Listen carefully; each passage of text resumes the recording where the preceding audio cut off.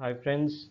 So it is the French Open finals day today and we have Djokovic versus Tsitsipas. Djokovic is looking to win his 19th Grand Slam title whereas Tsitsipas is going to win his first Grand Slam title. And let's do a short preview of the match and see the head-to-head first. How many times these guys have played each other on what surfaces and what has been the result. So in total, they have played around 7 times, and as you can see, most of the times Djokovic has been able to win the match. So it's 5-2 in favor of Djokovic. And most recently, if you see, in the last couple of years, that is the last 4 matches that they have played, Djokovic has come out victorious. And one interesting fact here is that they have played 3 times on clay, and all the 3 times Djokovic has been able to win the match. Now, I have to mention here that the matches have not been one sided. So, even if you see the 2020 Roland Garros here, you will be able to see that it was a 5 setter. You can see it's Djokovic winning the first 2 sets and then losing a couple of them, and then again gaining back the advantage in the final set. And the most recent match in Rome last month, there also Djokovic proved up to be victorious. But even in that match, Tsitsipas was a set ahead, and in the second set, he had the break. He was just 2 games away from the match, but then Djokovic, came back, and then he was able to turn it around. So the matches have been close recently, but Djokovic has been able to win those matches, and if you see the 2 matches that Djokovic has lost, both of those are on outdoor hard courts. Now, you would say that Djokovic is the best hard court player, so why is he losing to Tsitsipas? I think the type of court also matters. So, the Shanghai court as well as the ATP Masters 1000 in Canada, both those courts are quite quick and Tsitsipas, if you see both those matches, Tsitsipas played very aggressive in both those matches, and that is why he caused trouble to Djokovic because Tsitsipas's weapon is his forehand, and if he is able to get a lot of balls on his forehand and go for the aggressive winners, he's able to win. And even Djokovic, as we already mentioned, that he doesn't play that aggressive nowadays, and that actually gives chance to the other players to attack and maybe get a victory. But here the things will be different because it's clay and it's French Open. And let's now talk about the court conditions and all the factors that would come into picture in this match. So the key factors here will be the court conditions. So we know that the match will be a day match. So it's going to start in 4 hours from now, and it will be.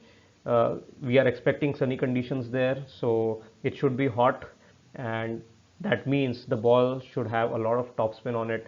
But at the same time, the ball will skid through the surface, and it will provide a good, platform for shot making. But the only problem with these court conditions is the Tsitsipas's backhand, because his single-handed backhand will be exposed today. And even though that's a very good backhand that he has, but Djokovic, the amount of topspin he was using against Nadal on his forehand, I think he will try to leverage, that tactic again and use as much topspin as he can, both on his forehand and his backhand, so that Tsitsipas is not able to attack. And secondly, Djokovic is able to push Tsitsipas on his backhand side, push back behind the baseline, and then even though it gives time to Tsitsipas, but Tsitsipas, as he needs to go back behind the baseline and then hit a forehand, it won't be that easy to hit a winner from that side, and that we'll just see in the upcoming screenshots. And also the backhand down the line for Djokovic will be really important because I think Tsitsipas will try to run around a lot of times on his backhand and try to convert it into a forehand. And if Djokovic is willing to, go backhand down the line and neutralize that shot, change the direction, then I think it will send a very good message to Tsitsipas that Djokovic is not afraid of going down the line. And then it will also prevent Tsitsipas from running around his backhand a lot of times. He would need to use his backhand, and then it will be an easier way out for Djokovic. For Tsitsipas, I would say the key factors would be his serve. He needs to serve out well.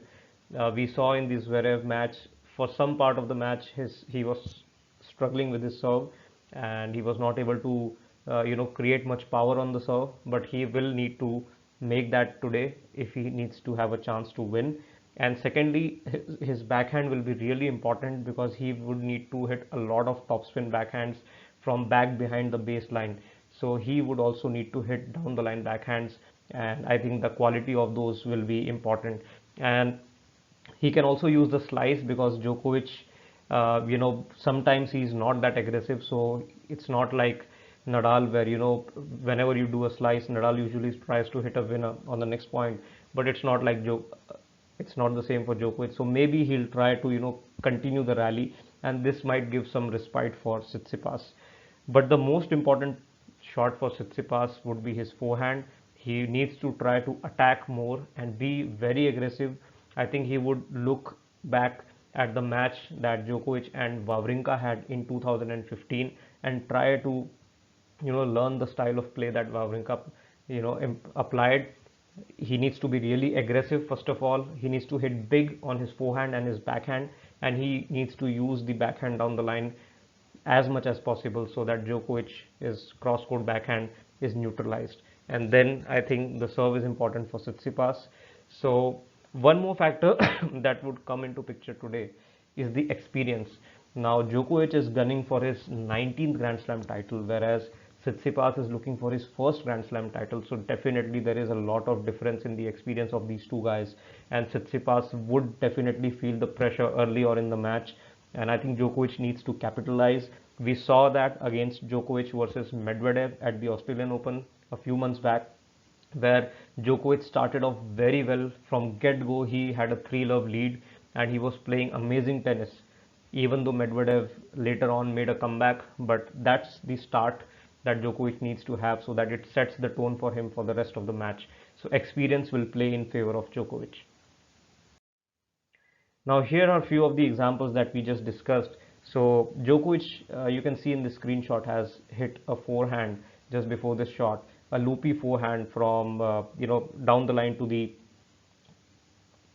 Tsitsipas's backhand, and you can see because of the topspin that Djokovic has applied, Tsitsipas has to move back behind the baseline in order to control the bounce, and even then he needs to take this ball towards his shoulder. You can see this green mark there, so he needs to hit the backhand from there. And now you can see, because he is so far behind the baseline and Djokovic is in a very good position at the middle of the court, Djokovic can then attack either with his forehand. He can run around and use his forehand with topspin, or he can use his backhand as well, or he can also go for a drop shot. So a lot of options are open because of this pattern of play. So Tsitsipas needs to avoid this pattern of play. Maybe he can use the slice down the line, a flat slice, as I was mentioning earlier in my previous videos, or he needs to use the backhand down the line, or maybe he needs to run around, but then his forehand needs to be really good.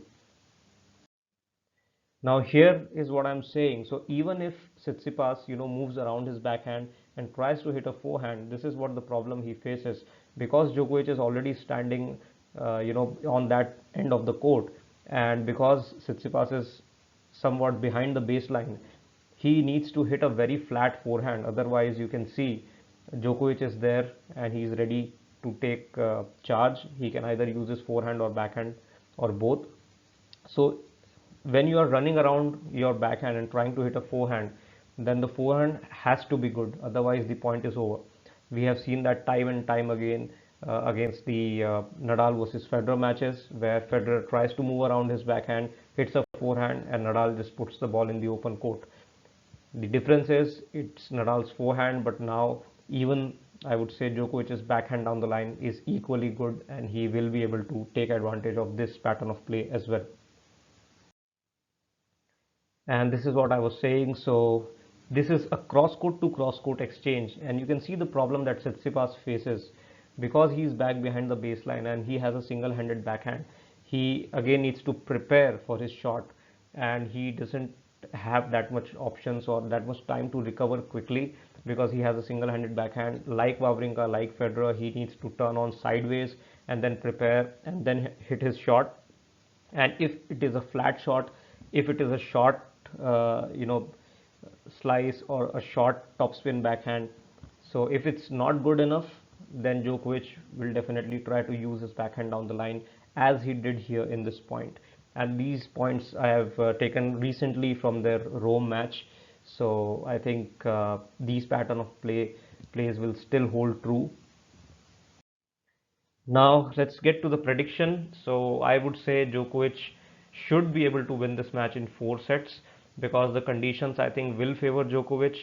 The confidence level of Djokovic will be really high having beaten Nadal, and also Djokovic's performance is very good in the finals when he plays against uh, somebody other than Nadal and Federer. So I think similar to Medvedev's match, I think the match will be good and Tsitsipas will try his best. But in the end, I think Djokovic should be able to win it in 4 sets and also win his 19th Grand Slam title. So let's see what happens. Thanks for watching.